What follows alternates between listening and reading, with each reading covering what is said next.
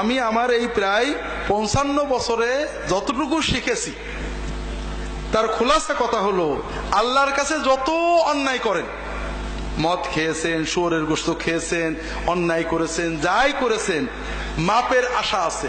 আল্লাহ মাপ চাইলে মাপ করবে, না চাইলেও করতে পারে। কথা বুঝতে পেরেছেন? আর একটা গুনাহ আল্লাহ মাপ না চাইলে মাপ করবে না, তওবা পুরো করলে সেটা হলো শিরকের গুনাহ। আর একটা গুনাহ আল্লাহ মাপ চাইলেও পুরো মাপ করবে না, সেটা হলো বান্দার হক, মানুষের ক্ষতি করেছেন। কথা বুঝতে পেরেছেন? এই জন্য ভাইরা, আপনার দ্বারা যেন কোনো মানুষের ক্ষতি না হয়। আমরা এখানে যারা আছি সবাই কিন্তু দুর্বল পার্টি, মানুষ খুন করা, মেরে ফেলা, জমি কেড়ে নেওয়ার ক্ষমতা আমাদের নেই, ঠিক না? কিন্তু আমরা কিছু অন্যায় করি খুব ভয়ঙ্কর। তার ভিতরে একটা হলো গীবত করি। কি করি? গীবত সত্য কথা না মিথ্যা কথা? আমি মাঝে মাঝে প্রশ্ন করি ঠকানোর জন্য, এটাও কিন্তু সেই জন্য। গীবত আসলে শতভাগ সত্য কথা, মিথ্যা হলে সেটা গীবত থাকে না, সেটার নাম হলো অপবাদ। মিথ্যা হলো অপবাদ। আল্লাহ রাসূল সাল্লাল্লাহু আলাইহি ওয়াসাল্লাম বলছেন, আতাদরুন আমাল গীবাহ? قالوا الله ورسوله أعلم قال ذكرك أخاك بما يكره قالوا يا رسول الله رأيت إن كان في أخي ما أقول قال إن كان في أخيك ما تقول فقد اغتبت وإن لم يكن فيه ما تقول فقد بهت أو كما قال صلى الله عليه وسلم। রাসূলুল্লাহ সাল্লাল্লাহু আলাইহি ওয়াসাল্লাম সাহাবীদের বলছেন, তোমরা জানো গীবত কি? তারা বললেন, আল্লাহ এবং তার রাসূল ভালো জানেন। রাসূলুল্লাহ সাল্লাল্লাহু আলাইহি ওয়াসাল্লাম বললেন, তোমার ভাই সম্পর্কে তার গায়বাতে, গীবতে, তার অনুপস্থিত অবস্থায় এমন কথা বলবে যে এটা শুনলে তার মন খারাপ হবে। সাহাবীরা প্রশ্ন করলেন যে ইয়া রাসূলুল্লাহ, এইরকম জিনিস যদি তা সত্যিই থাকে? রাসূলুল্লাহ সাল্লাল্লাহু আলাইহি ওয়াসাল্লাম বললেন, যদি সত্যই এরকম জিনিস থাকে তাহলে সেটা গীবত, আর যদি মিথ্যা বলো সেটা অপবাদ। তাহলে গীবত হওয়ার জন্য দুটো জিনিস শর্ত, একটা হলো সত্য হতে হবে, আর একটা এমন কথা যেটা তার পিছনে বললে সে শুনলে তার খারাপ লাগবে, কষ্ট পাবে। কথা বুঝতে পেরেছে? আর অপবাদের কথা একটু পরে যাচ্ছি। আল্লাহ রাসূল সাল্লাল্লাহু আলাইহি ওয়াসাল্লাম বসে আছেন, তার পাশে তার স্ত্রী আয়েশা রাদিয়াল্লাহু তাআলা আনহা বসে আছেন। এমন সময় আর এক স্ত্রী সফিয়া রাদিয়াল্লাহু তাআলা আনহা তার কাছে এসেছেন, কয়েকটা কথা বলে তিনি চলে গেছেন। আয়েশা রাদিয়াল্লাহু তাআলা আনহা বলছেন, ইয়া রাসূলুল্লাহ হাসবুকা মিন সফিয়া কাযা ওয়া কাযা। তা আয়েশা রাদিয়াল্লাহু তাআলা বলছেন যে ইয়া রাসূলুল্লাহ, আপনার স্ত্রী সফিয়া, তার তো এই ত্রুটি আছে। কথা বোঝেননি? কথা বুঝতে পেরেছেন? আয়েশা সত্য বললেন না মিথ্যা বললেন? সত্য বললেন। সফিয়া চলে যাওয়ার পরে আয়েশা একটা সফিয়ার সত্য দোষের কথা বললেন যে আপনার স্ত্রী সফিয়ার এই দোষ আছে। আয়েশা রাদিয়াল্লাহু তাআলা আনহার এই কথা শুনে রাসূলুল্লাহ সাল্লাল্লাহু আলাইহি ওয়াসাল্লাম বললেন, ইয়া আয়েশা লাকাদ কুলতি কালিমাতান লাউ মুজিজাত বিমাইল বাহরি লামাজাজাত। আয়েশা, তুমি এমন একটা কথা বললে, একটা বাক্য বললে, এই বাক্যের ভিতরে এত দুর্গন্ধ, এত ময়লা, এত নাপাকি, এত পাপ আছে যে সমুদ্রের পানিতে এটা ঠেলে দিলে, সমুদ্রের পানির ভিতরে এই বাক্যটা ফেলে দিলে পুরো সমুদ্রের পানি নাপাক হয়ে যাবে।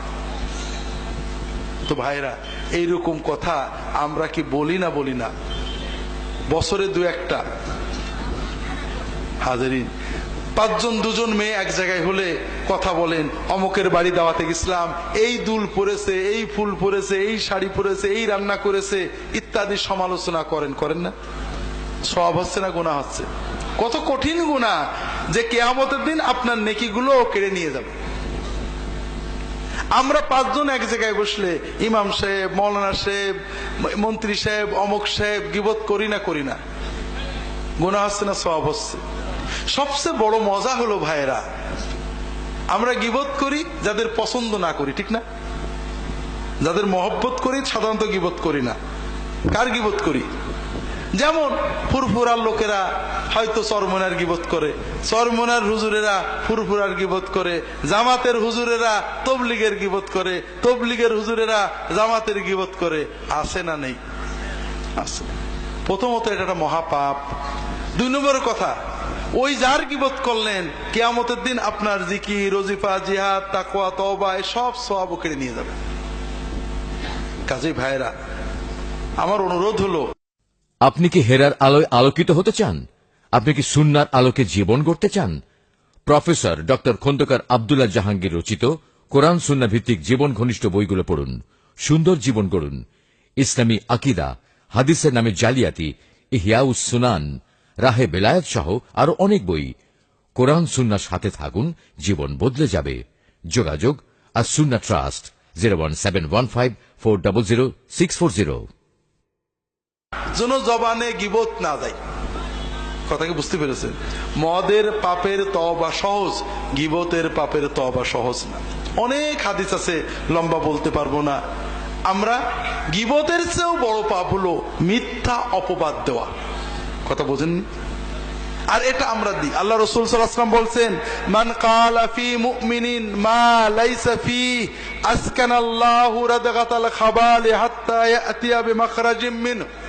যদি কেউ কোন মুসলমানের ব্যাপারে এমন কথা বলে যেটা সত্য নয়, কিয়ামতের দিন জাহান্নামের মানুষদের রক্ত, পেশাব, পায়খানা, পুজ যেখানে জমা হবে সেই সাগরের ভিতরে আল্লাহ তাআলা ওই ব্যক্তিকে রেখে দিয়ে বলবেন, তুমি যে অমকের ব্যাপারে কথা বলেছিলে এই কথার দলিল দিয়ে এখান থেকে বেরোবা। ভাইরা, একটু সচেতন হন।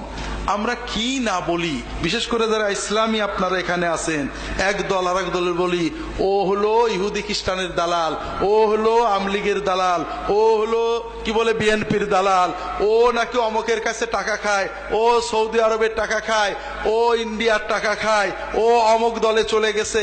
এই সব কথা বলি না বলি না? কিয়ামতের দিন আল্লাহ তাআলা আমাদেরকে বলবেন দলিল দিতে পারবেন তো? দুনিয়ায় দেখেন, কেউ যদি বলে অমক লোক আমেরিকার দালাল, অমক লোক ইন্ডিয়া থেকে টাকা খায়, আপনি তাকে বলবেন তুমি কসম করে বলো তো আমি যেটা বলেছি সত্য। যদি অমক লোক ইন্ডিয়ার টাকা না খায় তাহলে আমার বউ 3 তালাক। এটা কেউ বলতে পারবে? তার মানে ও কিন্তু আন্দাজে বলেছে, আর এই আন্দাজ কথাটাই হারাম। দলিল ছাড়া একজন মুসলমানের ব্যাপারে যে কথাটা আপনি বলবেন, কিয়ামতে আল্লাহ তাআলা আপনার কাছ থেকে এটা আদায় করে নেবেন। কাজেই ভাইরা, এই কথাগুলো, এই ধরনের কর্ম থেকে নিজেদের জবানগুলোকে হেফাজত করুন। আমিন।